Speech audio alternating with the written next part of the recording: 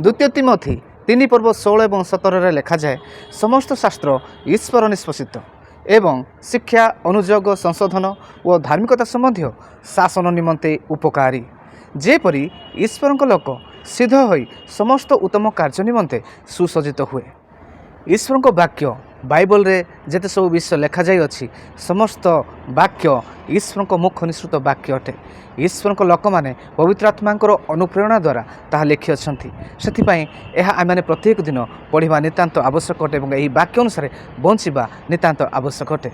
एही वाक्य आमानकु शिक्षा देई थाए अनुयोग करि थाए संशोधन करि थाए एवं समस्त उत्तम कार्य करबा निमंते सुसज्जित मध्य करि थाए। आ परमेश्वर वाक्य बिना एही जगत रे बंचिबार मूल्य किछि ही नाइ मोर प्रिय माने।